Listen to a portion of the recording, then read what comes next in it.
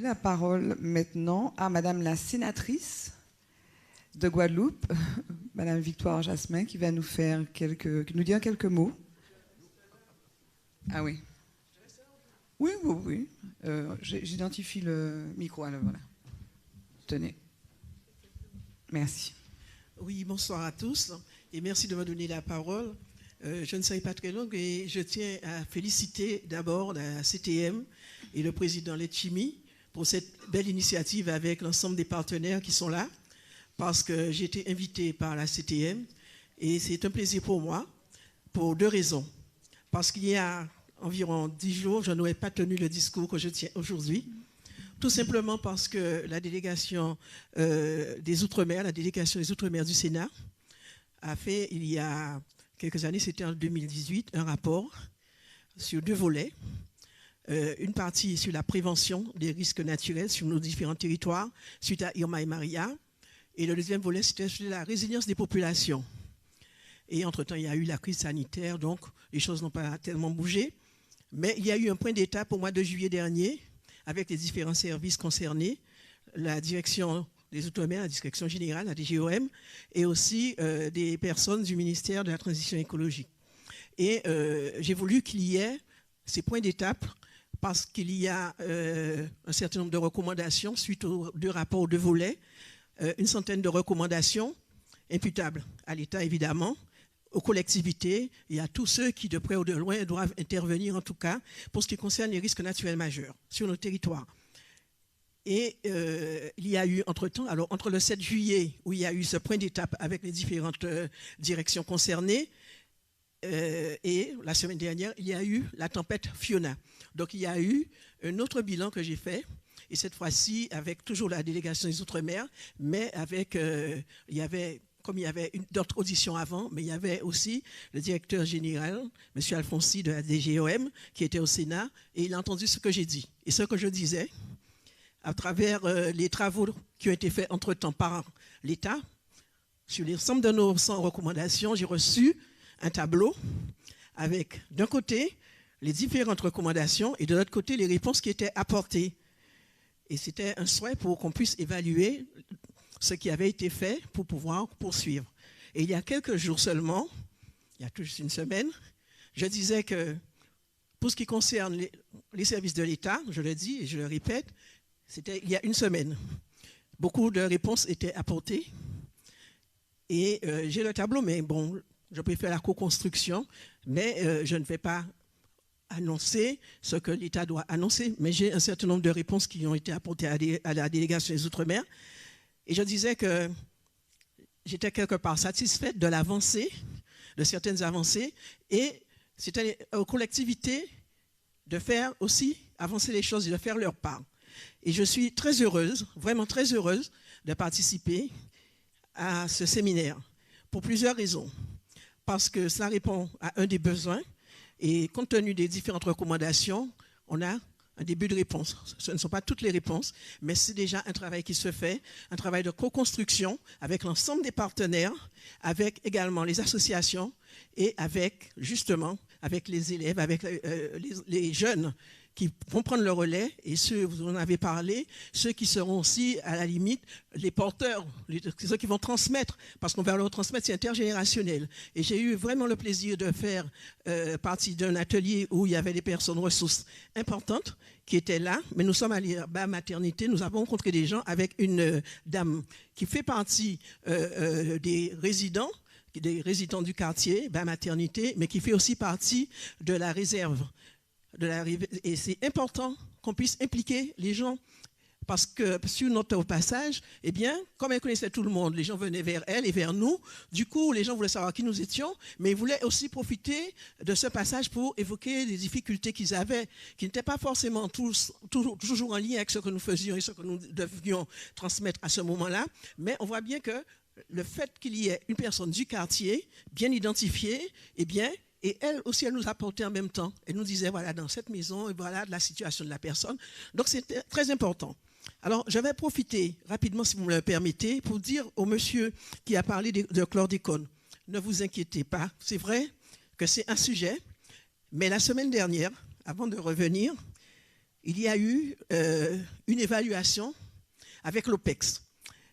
Et l'OPEX, c'est l'Office parlementaire de l'évaluation des choix scientifiques et technologiques, qui a organisé 2 tables rondes. Une première avec le professeur Multier, qui a travaillé avec le professeur Blanchet sur les problématiques du chlordécone en matière de recherche et beaucoup d'autres. Il y a eu aussi l'HAS, il y a eu un certain nombre d'intervenants. Et la deuxième table ronde concernait la situation sociale des gens, les conséquences sociales de cet usage du chlordécone sur les populations. J'étais la deuxième intervenante. La première, c'était l'ancienne députée, Mme Justine Bénin, qui était rapporteure d'un rapport qui a été fait par M. Letchimy sur le chlordécone, ou la chlordécone, on peut le dire comme on veut. Mais la personne qui a fait un amendement qui permet aujourd'hui de prendre en charge la chlordéconomie, c'est moi. J'ai été auditionnée. Vous pouvez voir sur le site du Sénat, c'était la semaine dernière, vous regardez l'OPEX et vous recherchez, c'était un Facebook Live. Mon amendement a permis, d'une part, qu'il y ait les chlordéconomies, le fait pour des personnes, vous n'avez pas à payer.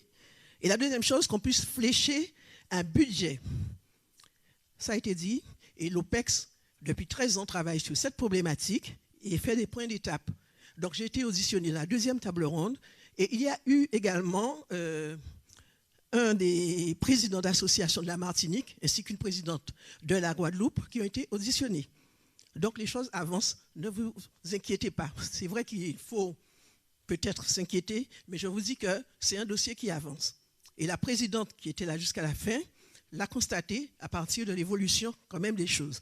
Je voulais vous rassurer, mais vous pouvez vérifier ce que je dis. Concernant les documents, concernant les documents, parce qu'on a parlé des différents documents de prévention. Il y a le PCS, du crime, tout ça.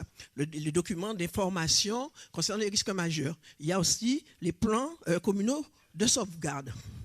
Je voudrais attirer l'attention pour que les plans communaux qui sont communaux tiennent compte des transferts de compétences, parce que nous avons de plus en plus des délégations de services publics, ou alors, au sein des EPCI, il y a un certain nombre de missions qui ont été transférées.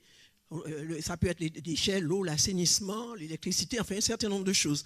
Et sur ces documents, nous devons, du côté des collectivités locales, des communes, avoir, dans le cadre du plan de continuité des activités, qui fait quoi? Parce qu'il y a des limites compte tenu des transferts. Et les EPCI, ainsi que la CTM désormais, devront également avoir leur plan de continuité d'activité parce qu'ils sont redevables à ces communes. Et là, on ne le dit pas suffisamment. Donc, dans les mises à jour des données, ce matin, il y a un intervenant qui disait, à juste raison, que c'était des documents papier et que c'était difficile de mettre à jour. Donc, il faut tenir compte, justement, de ces transferts de compétences. Je suis venu à la Martinique quand nous avons fait le rapport. Donc, ce rapport, ce n'est pas que moi.